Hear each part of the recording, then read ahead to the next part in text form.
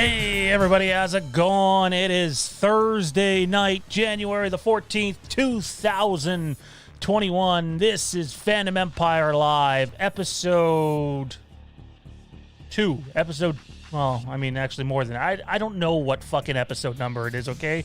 Sometimes we do impromptu shit, sometimes we don't. It's an episode of Fandom Empire Live in January 2021. That's good enough for all you, right? That's a good enough explanation. It is for me. Anyways, this is Fandom Empire Live. I am Sean, your host from just outside Toronto, Ontario, Canada. We have a whole fucking ton to talk about tonight. And there's a lot. And there's some good. There could be some not so good, which might not sit well with some people. And a lot of in between. And we're going to tease some stuff too. I will let you know, though, that the stuff we tease towards the end, if you want a full delivery on that, you are going to have to sign up for the Fandom Empire Patreon. But we'll tease it nonetheless. How dare he? Hey, you fucking Canadian. Stop advertising your Patreon. Where's that guy? That guy's usually in the chat. No, crazy show, guys. Crazy fucking show for you guys tonight. It's going to be a lot of fun. I've been more excited to come on air and talk about some of the stuff that we have for you tonight than I have been in a long time. All things considered, first off, I just want to say I know for a fact that our boy Travis Middleton got his mask, so I'm glad he got his mask. I know Intel Wild has his 2 on the way to him. I know Jamie Maurer has his on the way to him. He might even already have his. I know Toronto Freddy is going to have his on the way to him very soon. And speaking of those said masks, we're going to have Mike on tomorrow at 5 o'clock. That's right, Fandom Empire Live tomorrow, 5 p.m. Eastern. And we have a few surprises in store, both Halloween related. And we're going to drop that tomorrow at 5 o'clock Eastern. For those of you that noticed, we dropped... I feel like I shouldn't have to clarify this, but I'm going to clarify it anyway. Yesterday, we dropped I think a 7-minute and change update on Halloween Ends. And it was a lot of tease and not too much info that I've been given permission to share yet. But it definitely gave you guys an idea of what's going on and what's going to come. And if you're new to the channel, by the way, hit the like button. I see you guys doing that tonight. Looks like this. Looks like a thumb. Don't hit this one. That doesn't help. I mean, hey, if you don't like us, then hit that one. But hit this one. It takes 2 seconds. Hit it. Helps us out. And click the subscribe button. Click that notification bell so you're actually notified when we do more than pre-produced content, when we come on here and have a live show for all you. Without you guys, there are no shows. With you guys, we have a little bit of a show. So there is that too. But about the pre-produced video yesterday, whenever you guys see us put out like a 7-minute or a 5-minute or a 10-minute or even a 15-minute video, there's a 99% chance that 1, it's not live, it's just set up for a live premiere, and 2, it's pre-produced content. And going forward as part of our pre-produced content to have some fun with at least the Halloween fans or horror movie fans, at the beginning of every video, for the longest time, we have done a multiple choice question, which you guys can answer in the comment section below. But, there's a lot of people out there that say they're a fan of a certain fandom, and then it turns out that person doesn't know a whole lot about that fandom, kind of making them like a fake fan. Jade. I love you. Don't hurt me. Anyway, so at the end of the pre-produced content moving forward, there's going to be a trivia question at the end. And you guys will have to comment on the video if you know the answer to the trivia question. So look for that in our pre-produced content. Also, a little update on Jaden Kennedy's currently untitled show. That is still going to happen. But due to some unforeseen circumstances, instead of it debuting in February, it will debut in either March or April. The goal is March, but there's some moving pieces that are making some things complicated. And believe me, neither of these individuals wanted to delay the show. I think they're going to kill it. An all-female-led show on the channel. Can't wait for it.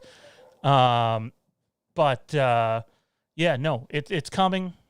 It's again, it's a true crime, paranormal, real life horror show, and you can look for that in March or April on the channel. Also, last but not least, serious talk for a second. When we ask you guys to click the like button on a video, we're not doing it because we want to be popular and hey, do it because we're entitled or anything like that. When you guys and gals click the like button on our videos, it helps the video get spread out more on the YouTube algorithm. When YouTube sees that you have super chat money coming in, when you have likes coming in, when you have subscriptions coming in, they share your video more because it produces more ad revenue for them as well. So for the love of God, hit the like button. And if you haven't yet and you appreciate the content that you're getting, click the subscribe button, hit the notification bell, and all that good shit. By the way this show is going to work is we got a lot to get to today.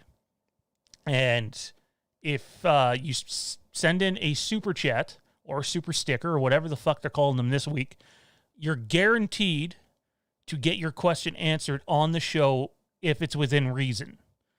So that's your best way to get your question answered on the show is to send in a super chat. However, we don't only answer super chats. We're not one of those channels that's only going to answer things from people that pay money to ask them.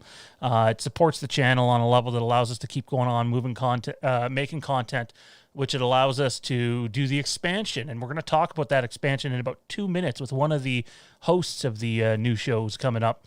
But send in a super chat if you want to ask a question. If not, and you can't afford it, times are tough. Trust me, I get it. I'm a dude, laid off. I know what it's like. What you can do is you can send in your questions and or comments in the chat section. And once we get past our show notes, we will address as many questions as we can, depending on the time we have remaining. Alrighty. With that said, it's time for some notes. Show notes. All right, so we're going to talk about Bond, No Time to Die, Morbius, Dune, Halloween Kills, and there's a lot to talk about with Halloween Kills. Don't let other people fool you. There's a shit ton to talk about with Halloween Kills, and a lot of it is to do with marketing and behind-the-scenes stuff and positioning. There's some Halloween End stuff to tease the channel, but first up, without further ado, he is the host of the Rogue Sons of Star Wars podcast, co-host over at the Fandom Empire Star Wars show, and one of the people that we rotate in and out on this show to be a part of. It's Kieran. How's it going, man? Oh, look at that. Look at that. I've talked too long, and you're just invested in a book. Sorry, I didn't notice that. I was just looking through a sophisticated book. Wait 1 second, guys. Let me get to the fire. Well, I'm just doing what I do every night. I'm relaxing with the dog and some nice red wine. Is that red wine or is it Kool-Aid? Talk about movies. Sorry? I don't think that's red wine. It doesn't look anything like red wine. So what is it actually? Red Gatorade? Juice? It's red wine. It's totally red wine. I so don't... Who in the chat, just for shits and giggles, hold your glass up for a second, Kieran. Who in the chat thinks that is red wine? I'm not buying it. I don't think it's red wine. You look like you're dressed like Hugh Hefner, man. You have a party going on over there tonight?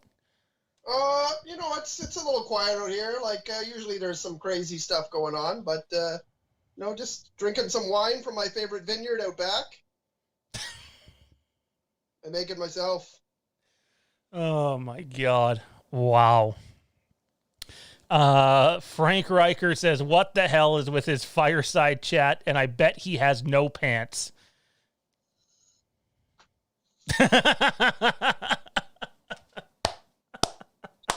Oh my God, that's beautiful. Beautiful. Dude, well, we have a jam-packed show tonight, man. I might just call you Hugh for the rest of the show. We have a jam-packed show tonight, but let's kick things off with this because even I don't know the answer to this. Last week, you ran the idea, or you at least mentioned that you were going to do a Rick and Morty show. Rick and Morty is a popular pop culture animated TV show that's been out for a while now. I'm personally not a fan. However, I know there's so many fans behind this show. It's got its own, I don't even want to call it a cult following because it has a big following. And coming in March, that man right there, Kieran himself, is going to be bringing a Rick and Morty show to the Fandom Empire YouTube channel. Dude, one, what makes you want to do a Rick and Morty show? And two, can you give us a little bit of a tease about what it might entail? I can tell you pretty much what it's going to be. It's going to be all of my crazy ideas that I would like to do every week, jam-packed into a show. I am a really fantastic Rick and Morty fan. I have Rick and Morty stuff all over my house. It's spilled out into my kitchen and my living room. I watch the director commentaries on the DVDs. I just search for Rick and Morty information as much as I can because it is the show that most reflects my soul. It's not like I might not get the show, but the show definitely gets me. It knows exactly what I want, and it brings it to me all the time. I love every episode, and I will promise to try and be as wacky and crazy and nihilistic and unpredictable, I guess, as the show is. And I just want it to be entertaining. I hope that everybody enjoys it. I've already planned lots of things. I got some theme music coming in from my brother who did the Rogue Sons theme. I'm working on some themes and backgrounds, and I have lots of Rick and Morty stuff to share. And if you don't like Rick and Morty, or not if you don't like Rick and Morty, but if you have not watched Rick and Morty, I am going to start from the start. I'm going to start from episode 1. So you can watch the episode before I come in with my takes on it. And honestly, it's just a blast. It's a fun show, and it's a show that you have to watch 4 or 5 episodes before you really get it. It almost seems like it doesn't make sense, or why are they doing this? And then eventually it just clicks, the brilliance of the show for me. So I'm very excited, and I hope everyone tunes in. It's going to be right before our Star Wars show, most likely. So, tune in a little bit early, see what I do, see how crazy I can get, and enjoy some Rick and Morty content. Well, for what it's worth, dude, there's some Rick and Morty stuff going on in the chat right now, so it appears that at least some of the 60-some-odd people watching right now are Rick and Morty fans. So you got that going for you, dude, already. Look at that. There's already more love in the chat for Rick and Morty than Star Wars. What is wrong with friends. you? Grab some wine and cheers. Have you ever seen Wedding Crashers? Yes. Okay, so I got to read that because I know you can't see the chat right now. I got to read this one because it's so on the money. And I'm terrible at impressions, but I'm going to try it. I'm no Dave McRae, make no mistake about it. Anthony Stanfield says, he looks like Will Ferrell from Wedding Crashers. Ma! Get the meatloaf! My favorite part from that is when he says, Vince Vaughn's character is getting married. He's like, yes, what an idiot. Oh my God. And he's just this eternal asshole that they realize they don't want to become him. Well, that's not hard. That dude, well, man, we got so much to get to. The fact is, there's a lot of news that's oh boy, yeah. See, Rick and Morty's getting all the love, and Star Wars is already getting hated on in the chat. It's fucking Powerade. Oh my God. It's the new Powerade wine. It's sure to make you gassy. Get it now. For the low price of $19.99 for a bottle of Powerade. I might have put alcohol in it. All right, what's up on the dock today? So much, dude. So much to get to. Sorry, I'm trying to pay attention to the chat, too. I believe all of our chat mods are here tonight, too. We got Toronto Freddy in the house, Frank Riker, Jade, Tommy's in there, and I believe Matt Whitfield's around somewhere. Anyways, though, guys, let's dive right into this. And, again, I want everybody to have an open mind here. Because I literally had somebody reach out to me today. Actually, I had two people reach out. And the first one was like, dude, Halloween Kills isn't getting delayed.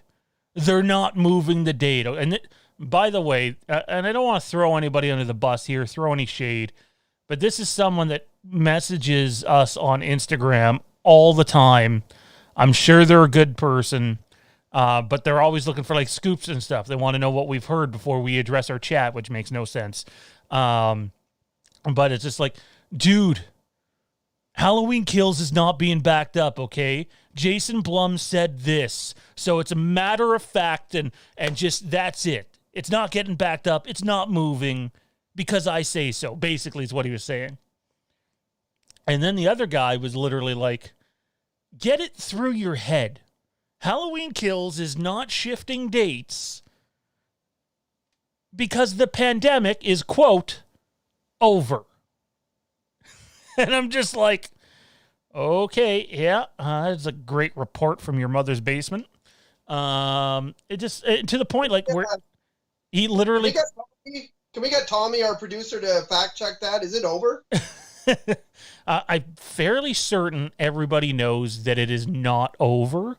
But what the hell do I know, right? I'm just the guy that has, been throwing out, one of the guys anyways, that's been throwing out Halloween Kills information before it publicly comes out, and it's been right 95% of the time. But yeah, we don't know anything. And so just a precursor, just so nobody has, a knip shit. We're going to talk about the possibility of Halloween Kills moving dates. We're going to get to that eventually, because it's an extremely real possibility. It's like, we're not talking like a 10% chance. We're talking like a 50% chance. It's that high, and we're going to explain why. And we're going to start with these two movies. Oh, sorry. No, we're not. We got a super chat in from Matt Whitfield. Very generous one. It says, Kieran is sitting there being a Joey Fatone imitator, trying to send a video to the Playboy Mansion LMAO. I'll let you touch that one. Oh, that guy's still richer than I am, so that's cool. Wait, are you saying you're rich? No, I said that guy, like... You said he's richer than you. No, yeah, I feel like he was trying to say, like, I was, like, Joey Fatone instead of Hugh Hefner, which is still, in reality, probably a better life than I have, so... Yeah, no, it goes to show you. Anyways. Whatever that guy makes on royalty checks, like, right now. 9 cents. I got 52,000 9-cent checks. I didn't even have real wine. It's the Powerade wine. Wow, can't talk again. Look at that. All right, let's dive into this, man. Morbius. It is a Spider-Verse movie. It's from Sony. It's already been delayed twice. It's getting delayed again. Morbius has moved to the week before Halloween Kills. And I want to be clear about this. I love Halloween. I do. But for the love of God... Sorry, my dog is freaking out upstairs. I can hear him. Sorry if the audience heard him. The love of God, if Halloween is here, guys... Sorry, if Halloween is here, then Spider-Man is somewhere up here. I love Halloween, but it's just the truth. And I'm not saying I like Spider-Man more, because I don't. But Morbius, being in that universe, being it has tie-ins, being it has Jared Leto in there, it's going to do okay at the box office. I'm not saying it's going to be like, the Spider-Verse movie or whatever it's going to be called that's coming. I'm not saying it's going to be Avengers or Star Wars, but it's going to do really, really well. We're talking over $100 million easy at the box office. So that's problem number one. Problem number 2 already exists, and that is Mission Impossible 7, which, whether you like Tom Cruise or not, those movies are extremely successful. And Eternals, which is a huge Marvel property that they're sort of bringing into the limelight for the first time. Star-studded cast, has some of the Game of Thrones guys there. It also comes out in, drum roll please, November. So you have Mission Impossible 7 and Eternals in November. So there's 3 right there. The 4th one, man, is Dune. And Dune has a really big cult following, and it's a $250 million movie before marketing. It's scheduled to come out October 1st. So you're going from October 1st with Dune, Morbius the following week, Halloween Kills the week after that, and then a couple of weeks after that, you're going to have Mission Impossible 7 and then Eternals, or vice versa. So are you seeing how, it's getting really cramped, already? And I haven't even mentioned the biggest one of them all. Bond: No Time to Die has been officially delayed. It has not been given a new date yet. However, the widespread belief is Bond movies typically elect for November. That's the traditional James Bond release month. The problem with that is November already has 2 blockbuster films coming out, and these blockbuster films like breathing room so they can dominate the box office for a couple weeks. All this, of course, is subject to all of us legally being able to get back into movie theaters at somewhat full capacity. So the talk is Bond, and this is not confirmed, but when you have places like Variety and Hollywood Reporter throwing it out there as a possibility, it's a real possibility. Bond is looking at October. And again, I'm a Halloween fan, but the math is not adding up here, guys. You have Dune, followed by Morbius. Then you have Halloween Kills, and then probably Bond, and then Mission Impossible 7, and then Eternals. The popular talk right now anyways, through inner circles, is that Halloween Kills is going to get moved. I just want your take on this, man. Do you think that with all these movies, a lot of people just think, oh, well, Jason Blum said this, so there's no way Halloween Kills is getting moved. But the problem is Jason Blum said this when they thought everybody was going to be okay to go to the movies in, April, which doesn't look to be the case at all. So what's your take? Typically when someone like that would say that, if their wallet gets largely impacted by that decision, they go back on that decision. He could say, it's coming in October for sure, and then they could say, it's only going to make about 30% of the money we think it could make in February. He's going to be like, cool, move it to February. I don't care what I said. It's not going to matter. But I wouldn't get too worried because we really don't know the landscape of the theater industry. We don't know whether it's going to end up being a video on demand. I do think if we end up having theaters gone for the whole year and it's quite noticeable it's not coming back, video on demand might be a thing. We've already seen a lot of movies coming out. I mean, I know Wonder Woman was able to be in some theaters, correct me if I'm wrong, but was largely a video on demand release. Even though it apparently sucked. I haven't seen it because everyone seems to think it sucks. So I'm not paying $20, $30 for it. But this is the thing. I mean, even I am really, really excited about this Halloween movie. I put it on number 4 on my list when we did top 10 movies coming out this year. And but one of those movies that was higher above it was James Bond. So even someone who really likes Halloween, myself, I'm really jacked up to see it because, I'm currently involved in a lot of Halloween fan, this show, the fan film. I'm really into it. I love it. I've bought a lot of merchandise lately, but James Bond is probably going to take that spot for me. So I think it is a real concern. But if I was a Halloween fan, I wouldn't worry because there's no point in worrying about something you don't know in the future. I would say to the Halloween fans, calm down. We'll see what happens.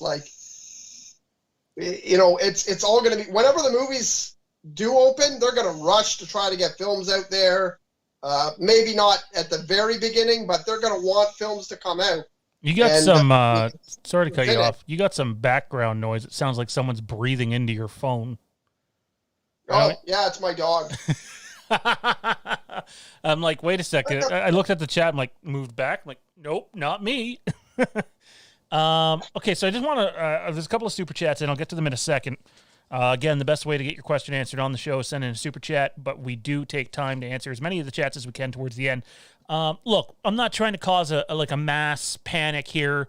Like, oh my God, Halloween Kills is being backed up to 2022 and y'all got to fucking deal with it. No, I'm not saying that. In fact, I would bet a lot of money that Halloween Kills is coming out in the year 2021. But, here's the but, it's a bloated release schedule, guys. Like, it's movies that are much bigger than Halloween Kills that are projected to make a lot more money get worried about schedules that bloated, let alone Halloween Kills getting worried about it.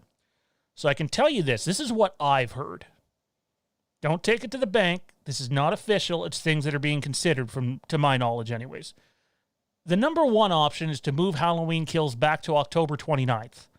I know the mass hysteria, Halloween Kills gets backed up by 2 weeks and the world's going to end. Let's think about it. I ran this possibility last year. If the theaters would have reopened, it made more sense to push the movie back by a couple of weeks closer to Halloween. There's nothing wrong with the movie coming out on October 29th, especially if Bond opts for the weekend before or the weekend before that, pardon me. The other option, and I'd like to hear the chat's thought on this, what of these two options, if it has to be one of these two options, what do you guys prefer? Comment in the chat below, please. We want to know what you think once I say these. Kieran, I want your thoughts on it too. So option number one is to move the movie back to October 29th. It's 2 weeks. You probably create a week of flexibility in terms of the box office. The other option that's out there is why not move it to September? It, Chapter 1 and Chapter 2 came out in September. They were extremely successful in September. When you think about it, Halloween 2018 debuted first in Toronto and then in Texas, both in September of 2018, before its actual release.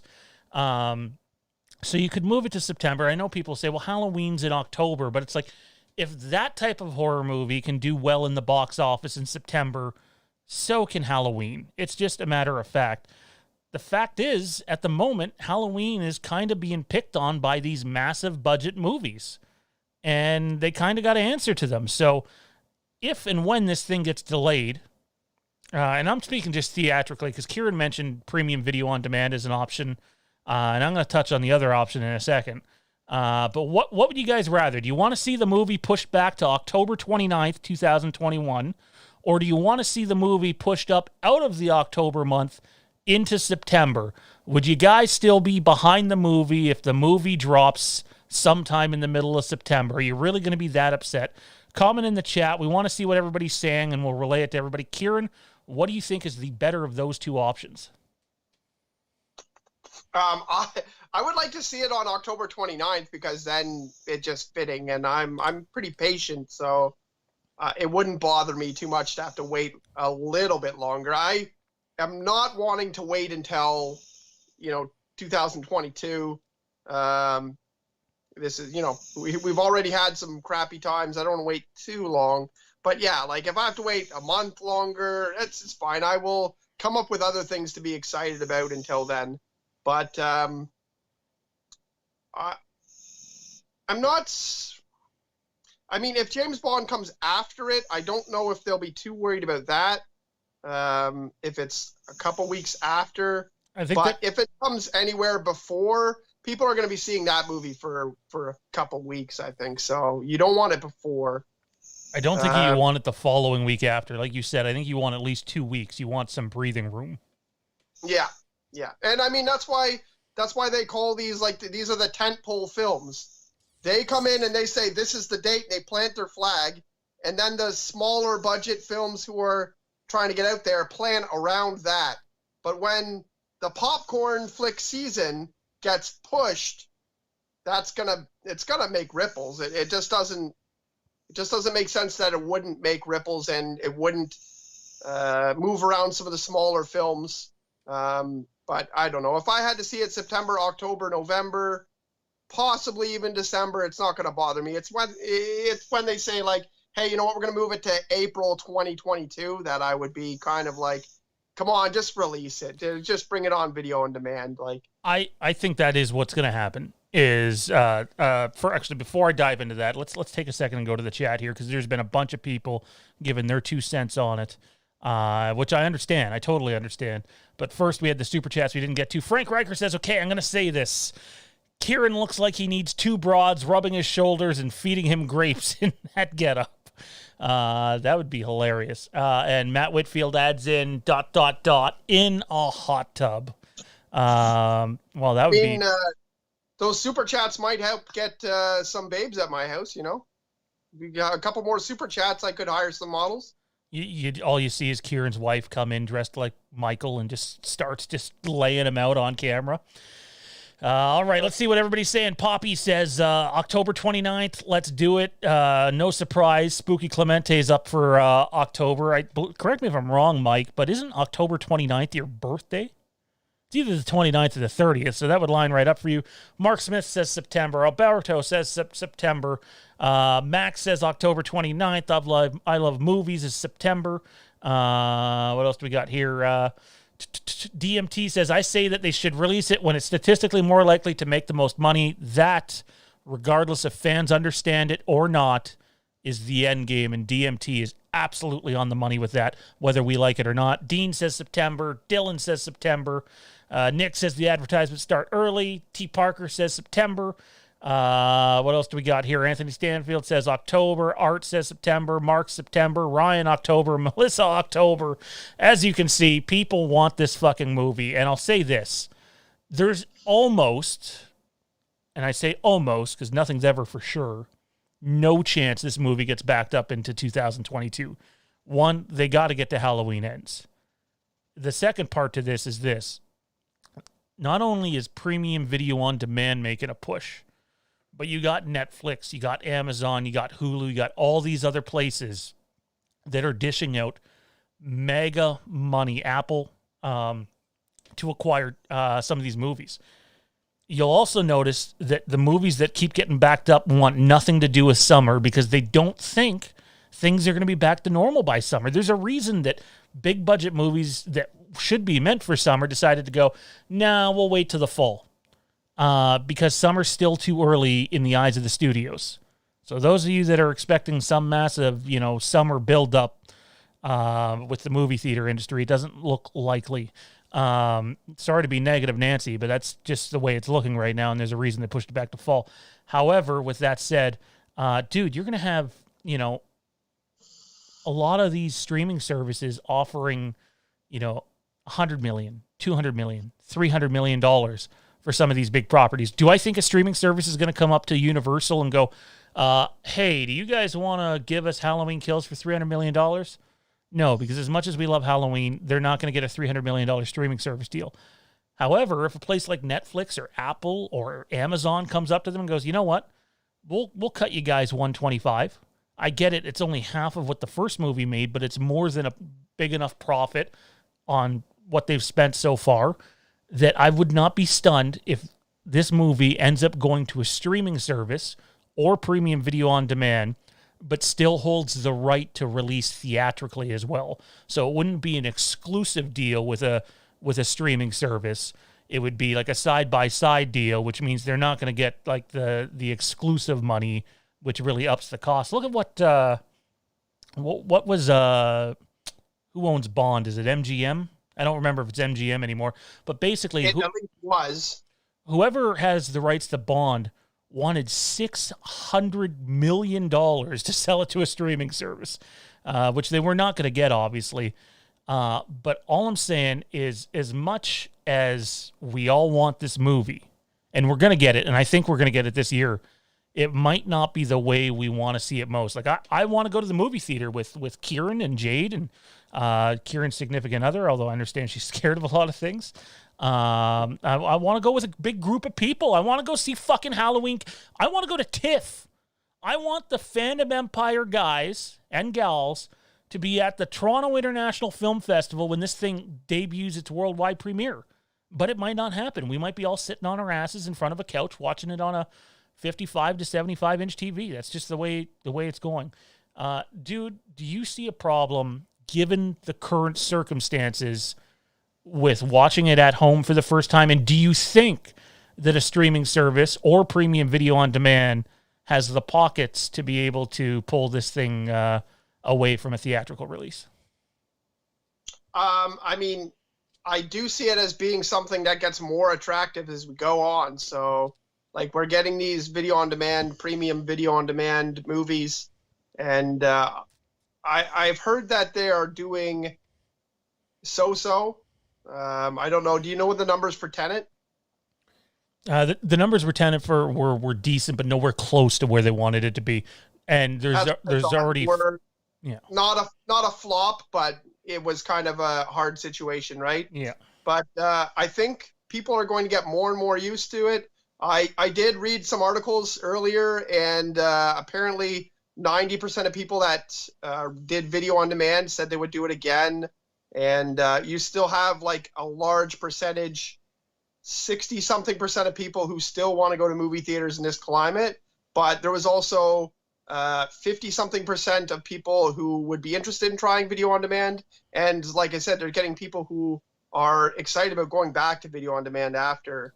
And I mean, I'm a theater lover. I love just going. If someone asked me to go to a random movie, I'm prone to just do it. If someone said like, hey, why don't we go see Fast and Furious 29? It's got fucking all sorts of crazy shit in it. I'd be like, well, I do like popcorn and drinks, but you know, so I'll go anyways, even though it's a bunch of hot garbage. But yeah, so I love the movie theaters. This is not coming from someone who's like, you know, yay, video on demand. But if that's what we got, then we got to make the best of it. And I think that they will shell out enough money. And I think that as things go, when we get more movies released on video on demand, they're going to make money. They're going to make better money. And they're going to shell out more money for these movies. So, I mean, I think it's going to get better. I think it's somewhat going to be the wave of the future. And I think you're right. They can't back the movie up too much. You mentioned before it has a shelf life as well. Eventually people kind of get, well, you know, I'm not really excited about it anymore. I've been excited about it for too long. I don't care anymore. And I think they're going to get it this year, and it might be on video on demand. Yep, I think that's the way it's going. I know everyone's going to be like, well, they paid for the IMAX conversion and to redo the sound and all that. And that's great and all, but circumstances change, guys. It becomes about bleeding less. Frank Riker said in the chat, why don't we see how Venom 2 does in July? I believe Venom 2 is actually June. I could be wrong. And I can tell you right now that I was watching the John Campia show not too long ago, and Venom 2 is another one of those films that might get pushed back to, drumroll, the fall. So, and that could happen very soon. So look out for that. And again, as much as I like Halloween, Venom's more popular worldwide. It just is. So we'll have to see what happens. At the end of the day, they've seen what happened with Tenet, and I know people are going to be like, well, Tenet made $200 million in the U.S. I want to say it was like between 3 and 4 worldwide. I might be off on that, but I can tell you that it wasn't good enough, and the movie lost money because it had like a $250 million budget. Then it had your marketing budget. But on top of that, they had to market the movie twice. They paid for 2 full marketing campaigns. And Christopher Nolan also got 20% of all box office in that movie, too. Biggest contract signed by a director yet.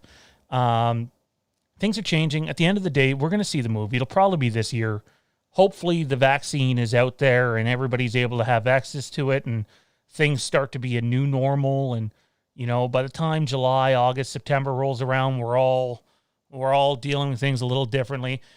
Jade also sent me a message. Someone, I believe it might have been Zach, that suggested that we said the movie would be back to 2022. We never said that. We have not once in this stream said that it would be back to 2022. I don't think there's a chance in hell the movie's being backed up to 2022. It just doesn't make any sense.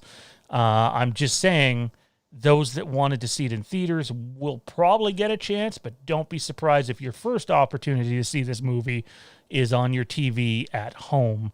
We'll have to wait and see, and I believe more will come out about this, not in the coming months, but even the coming weeks. So it'll be a lot to stay tuned to. Dude, at the end of the day, do you think that, and this is something I debated with Dave McRae when we had him on the channel, can you see movie theaters, given how much money they've lost during this time, raising their prices yet again to be able to help make up for all the time that people weren't in theaters for? Or do you think it'll stay par for the course? You're muted, buddy. I think 100% that we're going to be having our prices raised. I can't see. I can't, like, we've obviously been gouged by the theaters so many times before. You know what? The thing that bothers me was not ever the movie price going up. It was when they stopped selling refillable drinks at Cineplex. That was really killer to me. Like, I need to refill my pop 3. But anyways, that's not the point. I think we are going to get prices raised for sure. I don't know how the movie theater companies are going to be able to stay around otherwise. So it's going to be something we have to do less often, or we might have to give up something in order to get that. But I do think that the prices will go up. And I'm not too upset. I would understand that that's what they have to do. Well, I mean, this is just speaking for us locally. But like, I stopped going to Cineplex a while ago because I thought that Landmark, even though technically they're owned by the same parent company, was better. You can refill your drinks still. I think the service is better. I find the theaters better. I just think I'd rather travel a town over and go to that theater than go to the one in Oshawa anymore. So, but that's just me. Frank Recker says prices raised all around, including concessions. You're absolutely right, Frank. I mean, just go to your local grocery store. We do have a guest that's on. Could you mute your mic whenever you're not talking, though? You got a lot of background noise. Hang on a second. All right. So you guys can just hear me now. I have them muted until I'm finished my point. But yeah, you're going to have a bunch of places raising their prices on things. You already do. Go to your local grocery store. If you haven't seen an increase, even if it's by 20 cents, 30 cents, 50 cents on stuff, then obviously you're lucky than most of us, because I can tell you, like the Walmart by Jade and I, it's raised their prices on a ton of stuff. It's just the way it is. Sorry, one moment. All right, we have one more super chat to get to here, and then we'll hand it off. Matt Whitfield says, in the States, everyone who wants the vaccine should have it available to them by late summer. Would be shocked if theaters won't be full capacity in the early fall. I mean, it's optimistic. I feel like it's not an out there prediction, and it's definitely possible, but time will tell. Without further ado, though, joining the show for the next little while, he's one of our chat mods. It's Matt. How's it going, buddy? You're muted. I got nothing on your end, man. Maybe that's why we're here in the dead Can you air. hear me now? Yeah, we got you now. All right. So how you doing tonight, sir? Doing active chat, having some fun, talking some Halloween, talking just the movie industry. Mm-hmm. We're with Powerade Wine Guy. How could life be any better right now? Coke and rum. Rum. I got to be up a little later tonight, so I'm pounding down an energy drink because God knows they're healthy, right? Yeah. So you're taking a pretty, I'm not going to say super optimistic, but like you're someone who believes the theaters industry is going to be at full capacity come fall. Do you think there's... Well, I'm kind of going off what our Virginia's governor did today. Pretty much like changed the ages up a little bit. He went from like 65 to 75. 75 to 60 for like the first. And then he's allowing more people in different industries to get it where a lot of states aren't. So I think a lot of states will probably change how they're doing it. But it's also with this, not to sound political, but this administration has been kind of like a little slow on the rollout in the states. So, and I think what they're going to try to do is like 100 million vaccines in 100 days is our new president coming in's goal. And I think that's realistic. So that's why I'm pretty optimistic come September, October, we could probably get it. And like I said in the chat, I'm not the biggest. Like you said, it came out in September. Movies can do well in various months. If there's a following, they will come. So that's why I'm saying in September, if you do late September 24th or October 1st, you're good to go. Or if you wait until October 29th. No, I don't think fine. I don't think they're good on October 1st. I don't think they want to go head to head with Dune. I don't. I think Dune is one of those movies that's going to surprise people. And like if you're a Halloween movie, you don't mind necessarily going up against another horror movie because you're probably going to win. But you don't want anything to do with Dune, Morbius, Mission Impossible, Bond, Eternals. All those movies spell bad news for Halloween. Unless we're all going to go see the movie 20 times and back up our Halloween fan base. I can do that. Saw Pulp Fiction in the theater 20 times, so I could do it. Everybody's joking about how big of sips Kieran or I are taking. Kieran's taking small sips, and apparently I'm taking big sips. I guess I'll just guzzle. Dude says Dune will bomb. The budget is too high. It is a very high budget, and I don't think it's going to be successful enough to spawn a series. But I still think it's going to make $200-300 million at the box office. Again, probably not nearly enough for what it needs to do, but time will tell. Time, honestly, is going to make or break what happens here, guys. Hopefully everything goes well, and we're all back at the movie theaters as early as possible. Hopefully, like what Frank was saying earlier on, that we go see Venom in June, and things are great. But it doesn't always work out that way. You know, our Kieran, how about you? I think I asked you this on a previous stream, but like, you guys go to a lot of movies? I have gone to a lot more movies in the past than the last couple of years. I go to every Marvel movie for sure. I go to anything comic book related. And other than that, it's usually actors that will bring me in. Certain actors, I like to see their movies. I don't go to see comedy movies, even though I love comedy movies. So, I mean, how many Marvel movies and big blockbusters come out? 3 or 4 a year. Sprinkle in maybe a couple. I'd say maybe 6 times a year I'll go. It definitely used to be like every month. And I remember when the Cineplex opened in North Oshawa, I went to go see a movie every week for about 3 months. So, I mean, I do love the theater. For me, it's just time. You know, I have kids and I have 2 jobs and lots of things to do. But I do love the theater. Definitely would count myself as a theater goer. How about you, Matt? You big into going to the movies, or are you very selective about what you see? I'm very selective about what I see. I'm just like the music. If it's a CD or something I want, I'll put money towards it. If I'm not, I'm just not going to go. Dude says if it made $200-300 million, it would be a bomb. Yeah, probably after marketing, but at the same time, it's still enough to severely upset Halloween Kills. Like, it really is. Halloween Kills had almost nothing to compete.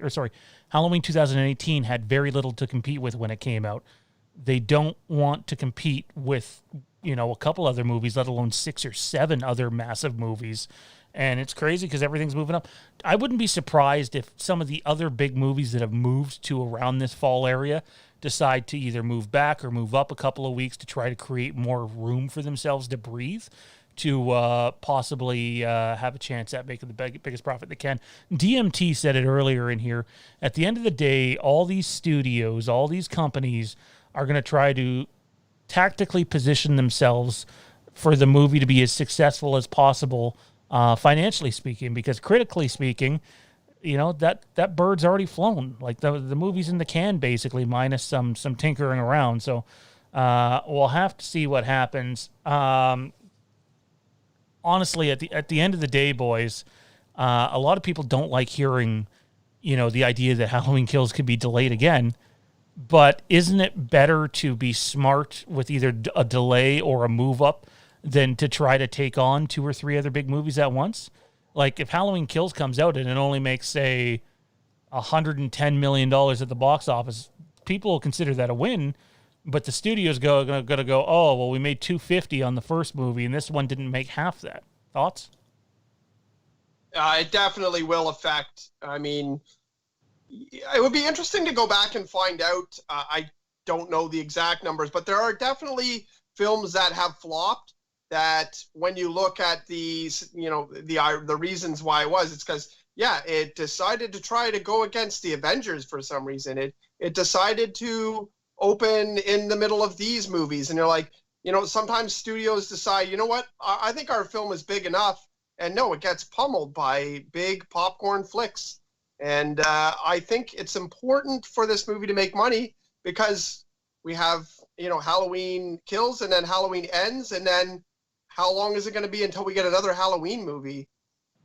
It's going to depend on how much money they made. It definitely is. Otherwise, they'll leave it on the shelf for a while. Of course, we'll get another one eventually, but they'll say, you know what, this well has been tapped. We're going to go somewhere else for 6, 7, 8 years, and then we'll come back. But if the movie does really well, they're going to want to work on it really quickly. It's definitely more important in the long run that this movie is successful. It's like for all the fans that, are like, well, I don't really care how much money it makes. Well, you will care when the franchise is not successful. Not to mention, Halloween Ends hasn't, I can't believe, I know most of the people that follow our chat and keep up with our channel are probably well informed when it comes to this, but there are a lot of average Halloween fans out there that heard about Halloween Kills and Halloween Ends that think Halloween Ends has already been filmed. It has not. I can say that there may have been one sequence for Halloween Ends that was filmed during the filming for Halloween Kills, and even that may not be, in fact, true, but Halloween Ends has not filmed. So believe me when I say we're having some issues with Matt's cam, but we're going to be letting him go in a second. Halloween Kills can't bomb. If Halloween Kills bombs and barely breaks even, it is going to affect what they do with Halloween Ends. Make no mistake about it. See, I'm not completely convinced of that because you're thinking about what's been going on with the pandemic. Yes, it's probably not going to make $250 million. It might make $200 million, but could it make it up on Ends? Probably, to a degree, or come near to what the 18 made. So I mean, it's like I think you got to go with what your hand you're dealt. It'll be successful, but it's not going to make $250 million unless we're full. Like I think we might be fully able to go back in September. So, and they're probably not they probably won't start shooting Kills to probably, if I had to, Kills not Ends down in Wilmington, which is about 2 hours away from me, probably September, October. That's probably when they'll start shooting it. If I was a bet man. So, I don't think it would hinder how much money they would pump into Ends, but so much. I think it depends on how much it bombs, right? I'm not saying Halloween Kills should bomb. I'm saying there are circumstances at play where if they choose the wrong path, there's a possibility it could. If Halloween Kills makes considerably less money than it's supposed to, then I think it is gonna mess with the production budget. Bloody hell here. Anyways, guys, we're gonna keep the ball rolling. Matt, thanks for joining us tonight, man. Thanks for doing what you do in the chat.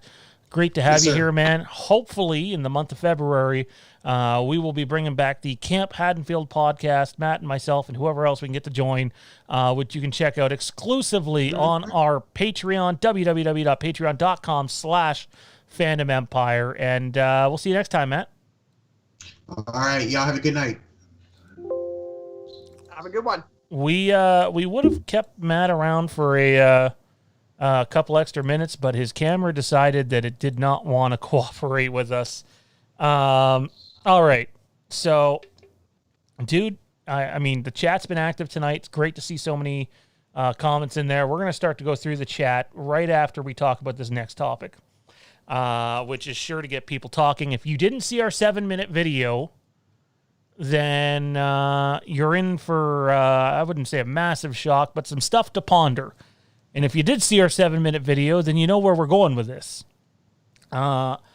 It's been at least reported to us anyway. The heavy rumor going around is that when it comes to Halloween Ends, and we've been saying this one for a long time, the film is not going to be the scale of Halloween Kills. They're going smaller with Halloween Ends, more intimate, that type of storytelling.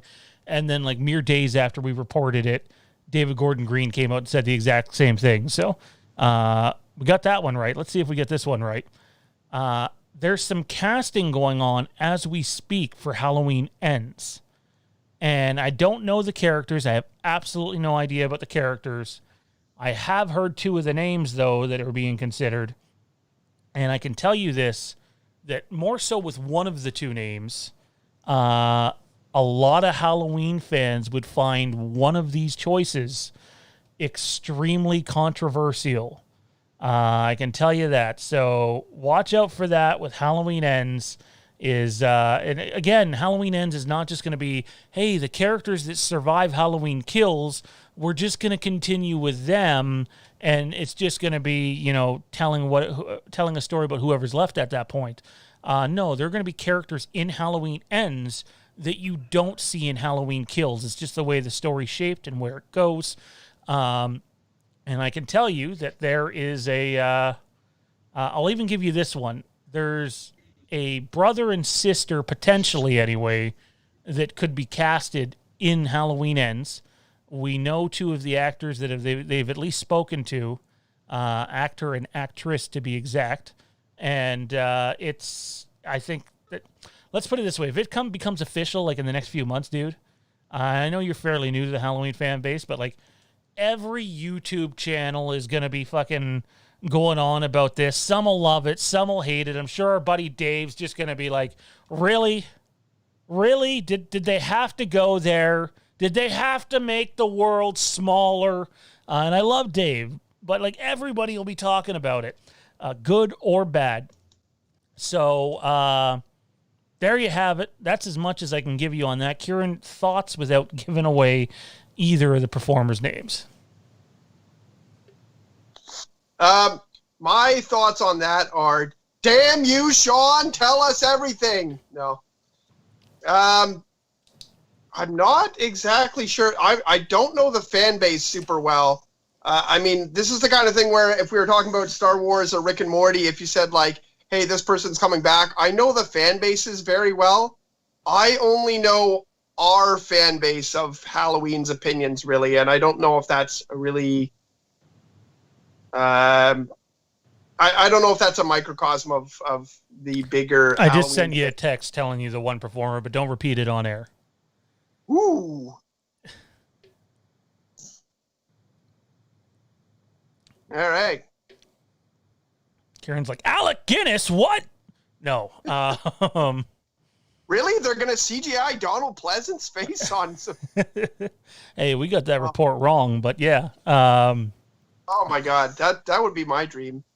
It's even when I first heard it, I was like, no, that doesn't sound right. That doesn't seem to follow the formula of what they're doing. And so again, you've heard me say this, you know, whoopity-doo guy from Canada talking about Halloween. How can he get anything right? How can they get anything right? So we got told by one person this, and then I ran it by one of our other sources, and literally their response was, oh, I didn't think you would know that early. I'm like, wait, so it's true? And they're like, yeah, it seems like it's going that way. And I'm like, oh, yeah, this is going to make some people really happy and other people really, really mad. It's like, everybody says, oh, Star Wars fans just can't get along, but really it's all fan bases. All fan bases are going to judge decisions, and it's just what it is. So it's going to be, I'm really curious to see what could happen.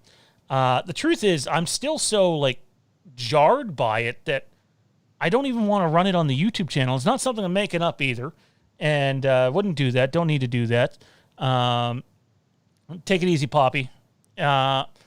What I will say is this Sunday night on our Patreon stream, we're going to do Lampkin Lane, and we're going to talk about it. And we're going to give you one of the two names. And then the second name, as long as it doesn't leak before then, hopefully it doesn't come from anywhere else. That's the other thing, is you want to make sure you don't like to play the Who's First game. But if you get your information out there before other people do, which we've been able to do in the past, they can't be like, oh, well, you just got it from this place. Like, you don't know it. You're just reiterating what they said.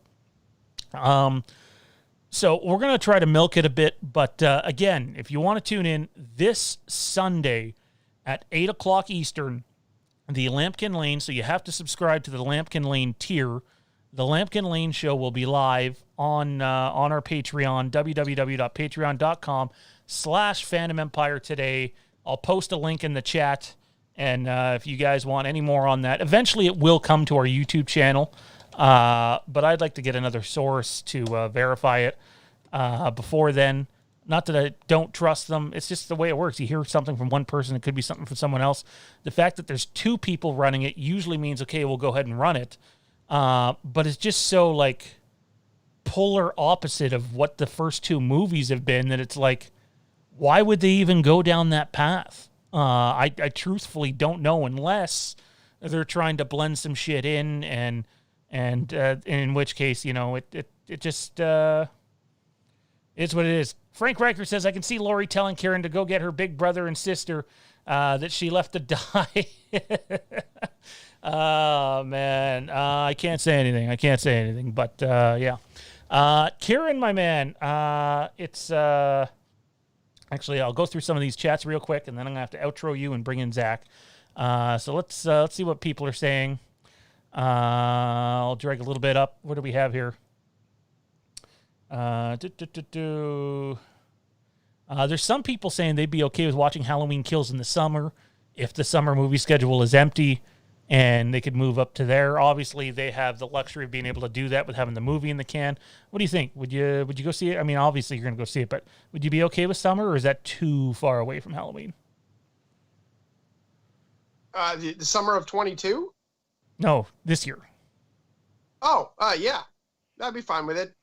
I mean, I would like it to be near Halloween just because, but, like, that's not really that's not concrete for me. Travis Middleton says the force is strong with that dog. I think he's talking about your pup. Oh,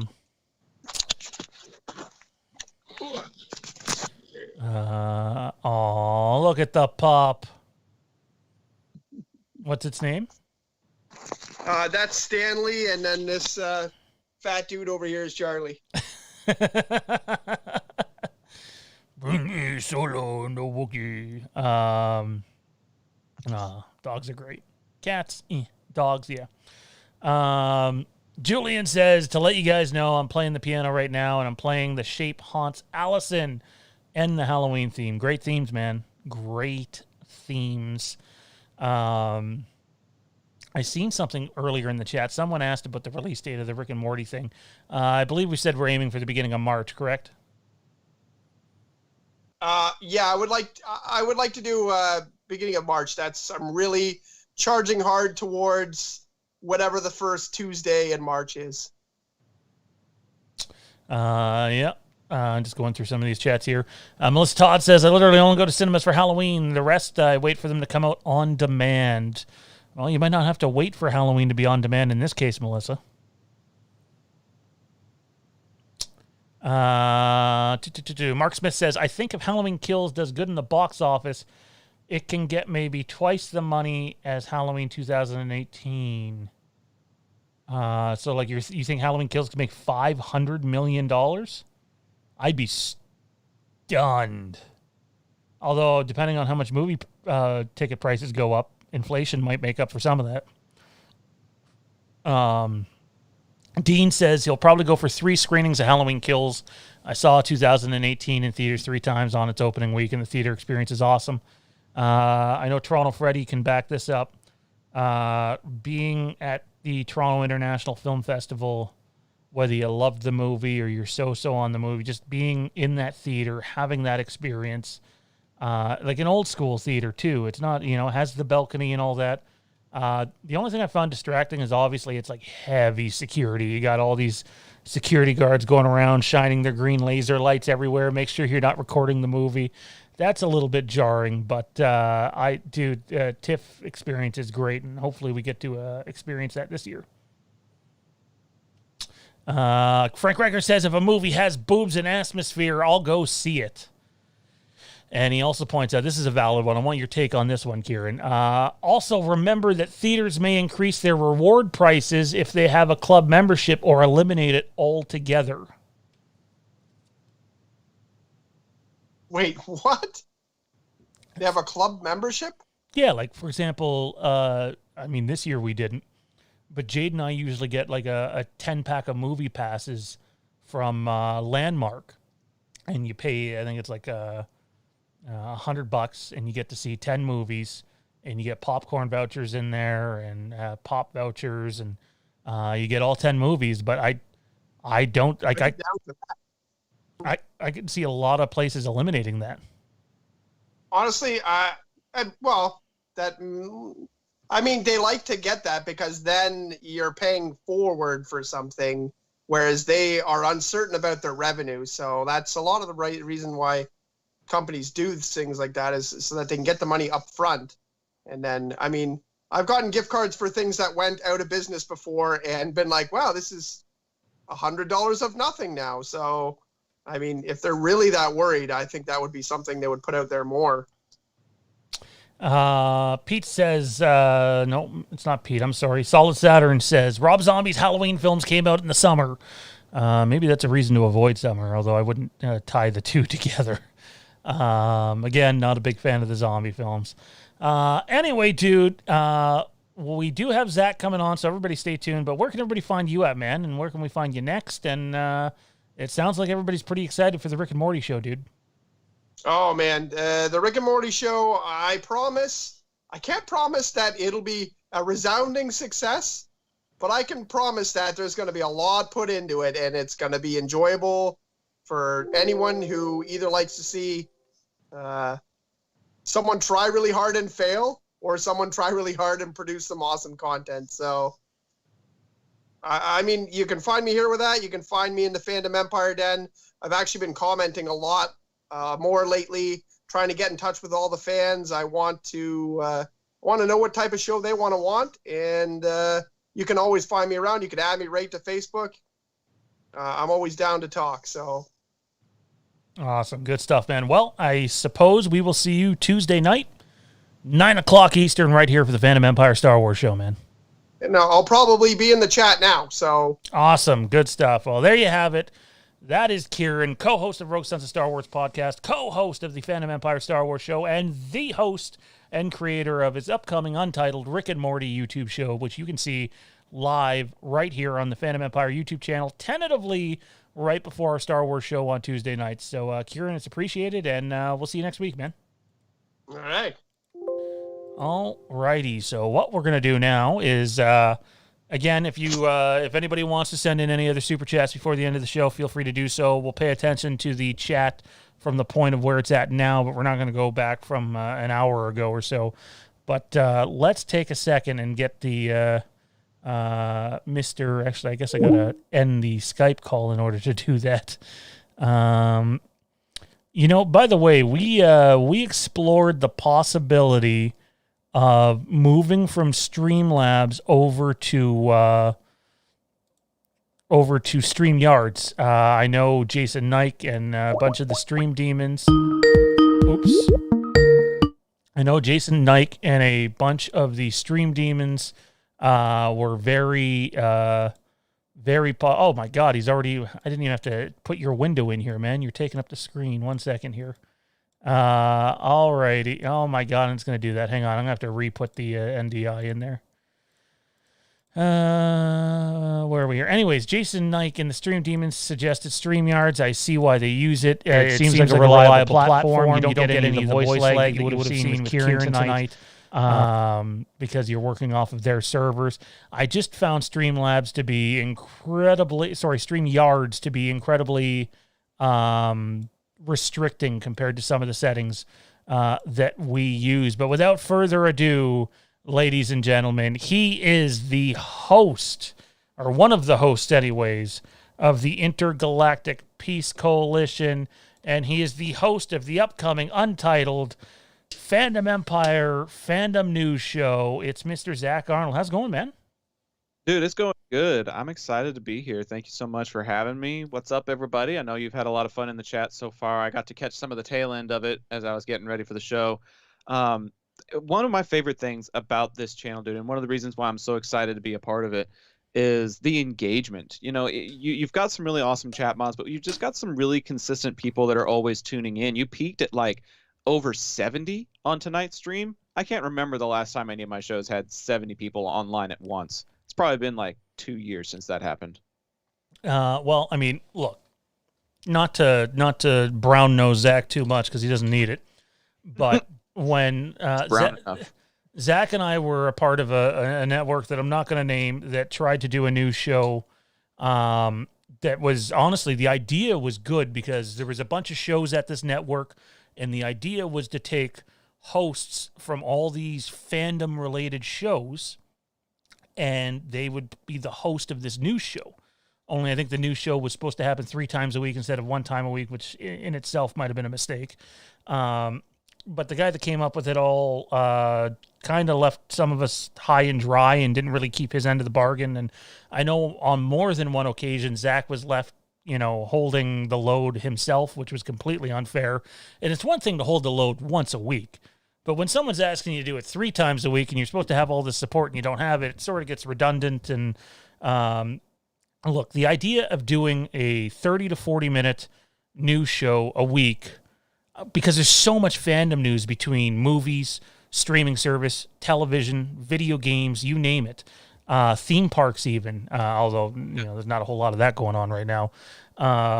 There's just so much to go over that the idea of doing one where we can briefly touch on all those topics 1 time a week is great, because I mean, the one thing I notice from interacting with our audience as much as we can anyway, is not everyone has the same, like, for example, I'm just going to pull 2 names here. Julian might not have the same amount of information that Wayne Gottke. There you go, Wayne. I got to say your name. I love that name. Gottke. They might not have the same information. So by doing a news show like that, pulling the news together, in not just like a monotone, let's go over the news quickly and that's the end of the show. You want to do it in like an entertaining way, but still have some of that professionalism. And I basically told Zach, here, this is an idea I have. I want to do a news show, a fandom news show, but the only way we're going to do it is if you come over and do it. And thankfully he said yes. So debuting tentatively anyway right now, February 11th, I believe we decided on. Currently untitled Fandom News Show will debut. And dude, couldn't be more happy to have you in the fold. And I think the people here in this chat are going to love your personality, your professionalism, and experience that you bring to the table. Just take it away, man. I need to shut up and drink anyway. I guess I can talk for a little bit. I haven't been talking. I've been playing video games on my Xbox 360. So the only time I talk is when I'm dropping an F-bomb being like, why can't you make that fucking catch? I don't even have the mods adjusted on the game. Like, it's just regular sliders, and I'm tossing it up to somebody, and it's going right into the hands of the safety, and it makes me mad. But that's enough of the football jargon. For anybody who doesn't know me, who hasn't listened to the IPC podcast, I've been podcasting about fandom and sci-fi and news and stuff like that for the last 6 years, since 2014. It's coming up on our 7th year anniversary this May. And we've discussed everything from Star Wars to Star Trek, from Marvel to DC to Indiana Jones to the Jurassic Park franchise. We've done top 5 listicle episodes. We just started a new format last week where we give you 12 options and you only got to pick 3 from it. And so we've just always been trying to come up with really creative ideas to keep people engaged. And that's what I'm really hoping to do with this news program. You know, we got a super chat from Intel Wild a second ago that just says, keep up the great shows, Sean. And I think that's exactly what this news show is going to be. Thank you, Intel Wild, for your support, by the way. But that's exactly what we're trying to do. That's exactly what we're trying to grow in Fandom Empire. And you can have a show that gives you updates on Halloween kills like Fandom Empire Live. You can have a show that talks about Star Wars like a couple of the shows that are already a part of the network. But sometimes there's going to be outliers, and sometimes there are other things out there that need to be discussed. And that's where I'm going to come in. I'm going to have, you know, casting announcements. I'm going to have movies that have been moved up or moved back. That's a thing that's been very prevalent for a while now. And hopefully going to put my own creative spin on it, whether that's from the title, whether that's from the format. You know, there's a lot of flexibility in here, which I'm really grateful for. But ultimately, my goal is to be engaging with people in the chat. My goal is to find stuff that is relevant so that everybody knows what's going on week to week. And my other goal is to bring people from the Fandom Empire Network onto the show so that you have an idea of who else is a part of what we do here. You know, it's not just going to be me and Sean. It won't just be me and Kieran. Hopefully I'll be able to get Kennedy on. Hopefully Jade can come on. Hopefully some of the mods, if they're interested in joining for a half an hour, we could get somebody from the chat mods on here and you can see their face if they're willing to do that. So there's just a lot of potential in such a short amount of time. And I think that's one of the things that I'm most excited about for this. It's going to be new. It's going to be different. I haven't done a news program since the aforementioned one that I was a part of 2 or 3 years ago. Most of my podcasts have been over an hour, sometimes 2 or even 3 hours if it's IPC. And so it's going to be interesting having that half-hour time constraint, but it's also going to be a fun challenge. And I feel like the more into a groove we get, the more fun and entertaining it's going to be. So I'm really looking forward to having you all along for this ride. It should be a really fun adventure.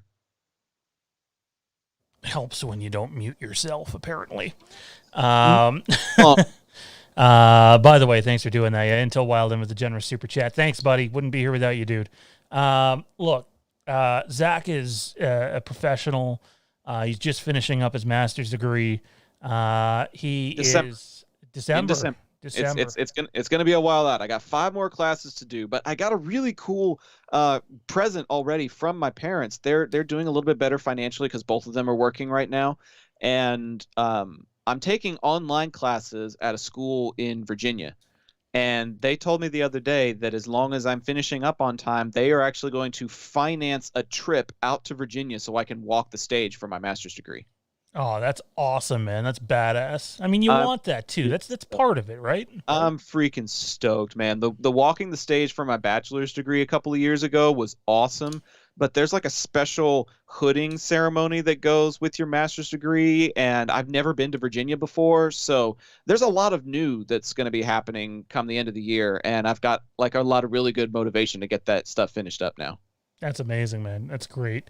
Look, Zach is a professional, and we wanted somebody who is going to be very professional on the news show. At the same time, I know one of the things that Zach and I threw out there that we briefly mentioned, I think last week, was maybe add a little bit of Ron Burgundy in there, some of the Anchorman to spice it up a bit and add some flavor to it, while still like not giving you fake information, giving you accurate, concrete information. Right. As it comes out. I'd be shocked if Zach doesn't cover some like rumor stuff too. I mean, rumor mill's part of the news. It's the way the industry works nowadays. My question for you would be, I'm not going to put you on the spot with the name because obviously you're not at that point yet, but can you see yourself being able to cut out some time in that 30 to 40 minutes to allow yourself to interact with the chat a little bit? That way it's not just you doing it. I'm assuming you would, but I'm sure the chat would love to know if there's a segment in there that they'll be able to give their say. 110%. Like the 40-minute concept is one that I'm going to be trying to push the limits to, specifically so that the last 10 minutes can be just engaging with the chat members. We'll have about a half hour of content, and we'll go through probably 7 or 8 articles an episode, depending on how quickly we get through the content. And then the last little bit, there's going to be commentary from the folks that want to know more details about something that we touched on, or if there's something that maybe we forgot and they want us to talk about it, we can cover that briefly as well, do a quick search online to take a look at it. Super chats are always going to be really welcome, just to make stuff stand out to us a little bit more, so that we're not scrolling through a really, really long thread. Because basically our show is going to be happening right after Fandom Empire. And so there will be a lot of people that are still possibly carrying over, wanting to see what the news is like outside of the stuff that was just previously discussed. So, that live chat function is going to be extremely helpful in us knowing exactly what people want to talk about by checking the live chat before Fandom Empire concludes and then rechecking it as the program's going on. We absolutely want this show to be about the viewers and about the listeners, because if it wasn't, why would we do the program in the first place? Fucking mute button. Yeah. And that's twice now. Do I just need to do a ventriloquism thing and be like, oh yeah, that's really great, Zach. That's a good job. Some stuff going on in the chat as we speak. I guess Melissa thought you might have been our buddy Ian from Korea. Nope. Even though he's wearing a scarf, Zach is indeed from Texas. I'm not shitting on you here, man. I got to know, why the hell are you wearing a scarf? You're in Texas, dude. That's exactly why I'm doing it, is because it makes people ask questions. I wore a beanie last week, and now I'm wearing a scarf this week. It just makes people ask questions. The truth of the matter is, I was just in a plain white t-shirt, and I was too warm to throw on a hoodie, but I didn't want to just wear a t-shirt on the show. So I saw a scarf hanging in my closet, and I was like, fuck it, I'll put that on instead. So Matt Whitfield sent us a super chat asking, what school am I going to? Oh, you're in Virginia as well. That's cool. I'm actually working on an online master's in communications from Liberty University. They've got a really cool studying format where you can take classes 8 weeks at a time instead of the traditional 16-week format. And so I can still take the same amount of classes, but I don't have any overlap. I do one class for 8 weeks, and then I do another class for 8 weeks. And I get all of that stuff taken care of in the same amount of time, but I'm not stressing about exams for 2 classes at a time. So fairly affordable, fairly engaging, really fast-paced, but I'm on pace as we speak to be done by December, so that's really all that matters. Kieran says it's an Avengers team-up. He's Thor, obviously. I don't know where he got that one from. He says Zach is Captain America because he's so dreamy, and apparently I'm Iron Man. Is that because Iron Man's a dick? Is that why you said that? I feel like that's why he said that. He's the one that assembled the Avengers, and you're the one that assembled Fandom Empire. Is he really the one that assembled the Avengers, though, or does he just take credit for it? I mean, I guess if you want to get technical about it, Fury was the one who assembled the Avengers, but we all know nobody's going to make comparisons between you and Nick Fury. So take what you can get. Okay. Jade says, Zach, your impression of Sean was spot on. Jade, you and I are going to have some words when I get upstairs. And Kieran says he's a fashionista. Fashionista? I have no idea. Fashionista, but I thought that was for ladies, but I'm not sexist, so thank you. And Flix says, come to Minnesota, you'll need it, referring to your scarf. Oh, the scarf. Yeah, probably. I do a lot of work correspondence with people in South Dakota, and I'll start complaining to them about how it's like 30 with a wind chill of 20, and they'll be like, I had to drive to work in 6 feet of snow. And I'm like, okay, I'll shut up. So before we go off air here, Ben, I want your take. And, Zach's had absolutely no time to prepare for this question. I gave him no heads up he was going to be asked this question. Hey, I love spontaneous questions. So, look, Morbius gets backed up to October. Dune was already backed up to October. Mission Impossible 7 is in November. Mm-hmm. So is Eternals. And now Bond apparently is moving back to October and or November. Apparently, there's some speculation it might be October. Well, there's another movie set to come out in the second week of October that we cover quite a bit here on this channel, Halloween Kills. Right. However, as much as we're all Halloween fans, we're talking about a movie that was made for $30 million minus the $7 million rebate for filming in Wilmington, North Carolina, compared to these, $100, $200, $250 million films in Morbius, in Bond, in Mission Impossible 7, in Eternals. Do you think that Halloween Kills will stand strong and just keep that date even if there's stuff opening the week before and the week after? Or do you think that they're going to, blink here and either move it back into November or December or up into September? Or do you think they'll stay strong and say, you know what, it's probably going to come out on demand anyways with the theater release? What do you think it's going to do and why? And that is a really good question, and it's one that I was kind of tossing around in my mind when you were discussing it with Kieran towards the tail end of the program. From a business perspective, if I was the one making the decisions, I would probably move it to September, thinking that there's a better opportunity for people to actually go and enjoy it without competing with something else. However, there's a loyal fan base that expects to see Halloween films around Halloween. And the way current movies, theaters in the States anyways, have kind of set a precedent where it's only going to get a run of maybe 3 weeks before it ends up on an on-demand or a streaming service. So you've got a really narrow window there of trying to get the movie released at a time where people are going to watch it the most, while also getting it on or around Halloween weekend, which is when I think it would peak. I think people are going to want to see a Halloween film around Halloween weekend. That's just how it works.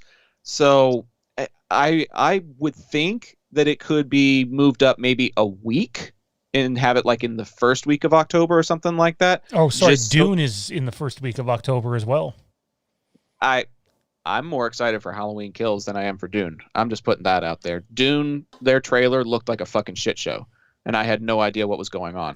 And even if I don't have the context of the previous iterations of the film, you've got to do enough to engage people for what it is, and I had a hard time taking it at face value.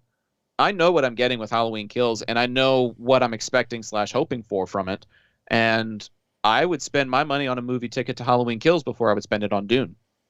So I think it really boils down to what the producers feel like they will be able to get the most for what they invested in it. Yeah, it only cost them a net of $23 million, but with the success that it had in 2018, you're hoping to repeat that success. And I feel like the best way you'll be able to do that is if its run is still going on during Halloween weekend. That's when I think its peak is really going to be. A lot of people will see it the opening weekend, whenever it is, but you've got to keep the run open long enough for it to be viewed on Halloween weekend. That's really when I would go see it. No, that makes a lot of sense, man. It totally does. It's going to be interesting to see what happens at the end of the day. There's so many moving pieces. Frank Riker mentioned earlier in the chat about Venom in June, but the last I heard, Venom might get backed up too. It basically seems like studios are assuming that summer is still not going to be a safe time to load their blockbuster movies up in. Here's the deal, man. All of the movies that you said might get pushed back, I had very little interest in seeing anyways. Yeah. Tom Cruise has never done anything for me. Like, I've never been interested in Tom Cruise movies. And maybe I'm going to lose viewers by saying this, but I really didn't. I have not cared for Bond movies either. There's very little about it that really grabs me for whatever reason. And so, I didn't like the first impressions of Dune. Not a big fan of Bond. Not a fan of Tom Cruise. If I was going to be spending any money this fall, it would probably be on Halloween Kills and Venom, just because Tom Hardy. Like, those are really the only reasons I would have to see anything this fall. But if that is the fall movie slate, then yeah, Halloween Kills is probably going to be like in the top 2 of my list, because those are the ones that I actually want to see the most. Awesome. Good stuff, dude. All right. Before we wrap this show up, I just want to mention, this is a big piece of information that if you were paying attention to Facebook earlier, we announced it. If you don't have us on Facebook, then be sure to join the Fandom Empire Den Facebook group. You can keep up to date with everything that's coming. Our resident Scream hater, Frank Riker, our chat mod, he does a podcast called the Slaughtered Lamb Movie Podcast with Darren Sands. Those two are so good together with what they do. those two came to me today. We didn't go to them. They came to us with the proposal of doing a Scream watch-along. And if you guys know how much Frank goes on about how much he hates Scream in the chat, I mean, we went to them about a watch-along. They came back to us about doing Scream, which, I mean, obviously, we jumped all over that. I can't wait to hear Frank go on about Scream for 90 minutes. It's going to be glorious. He's probably going to be loaded. We got to make a drinking game out of it for sure. So look for that January 31st. We don't have a time, but on this channel, there'll be a couple of people from Fandom Empire joined by Frank Riker and Darren Sands, and we will be watching Scream together. It's going to be a blast and so much fun. Also, guys, I just want to, guys and gals, let you know that the number one way you can support the channel is by clicking the like button and hitting subscribe and just sharing the channel with someone that you think would enjoy the content that we have here. Maybe they wouldn't enjoy it all, but maybe they're a Star Wars fan. Maybe they're a Rick and Morty fan with that show coming up. Maybe they just like fandom news. We got that coming as well. Or if they're a fan of the paranormal and true crime and horror, we have a show coming up covering that. The other way you can support us is for as little as $2 a month. You can support us on Patreon, www.patreon.com/FandomEmpire. But if you want the exclusive Halloween Lampkin Lane show we do once a month, that is the Lampkin Lane tier. You can head again to www.patreon.com/FandomEmpire today, because that is in fact the way. Zach, where can everybody find you at, man? I am on Twitter at ZACH the Voice, Zach the Voice, all one word. And then you can put a little period in there between Zach and to find me on Instagram, Zach.thevoice. I do some stuff in the Fandom Empire Den on occasion, and I'm going to be on here more consistently after Fandom Empire on Thursdays starting next month. And then the IPC podcast is really the only other thing I'm doing right now. So just look up IPC podcast on Facebook, Twitter, and Instagram to find out when our next Intergalactic Peace Coalition show is going to be. Nice. Good stuff, man. Good stuff. Also, by the way, like Zach said earlier, starting in February, we believe February 11th, so this show would be ending. You hear the outro music playing. We would go off of air for about 2 minutes, and then that sexy motherfucking face right there is going to pop up on your screen with a fandom news show that you're not going to want to miss. Big thanks to Zach. Big thanks to Kieran, and big thanks to Matt Whitfield for joining us on the show tonight. Big thank you to our chat mods, Kieran, Matt, Toronto Freddy, Frank Riker, Tommy B, and Jade. It's greatly appreciated. This was a fun show, guys. We will see you, if you're a member of our Patreon, Sunday night at 8 o'clock Eastern Time. But if you're looking for something before then, tune into this channel tomorrow at 5 o'clock Eastern. We invite Mike Clemente on, and he's going to reveal his new fan film project. It's Halloween, and the images that I've seen look absolutely spectacular. So tune into that. We'll have Mike on. We'll talk Halloween with him. And then Tuesday is the Fandom Empire Star Wars show. But for Zach and everybody else, I'm Sean, and we'll see you next time right here on the Fandom Empire YouTube channel. Drop a like, hit that subscribe button. Take it easy, everybody. Good night.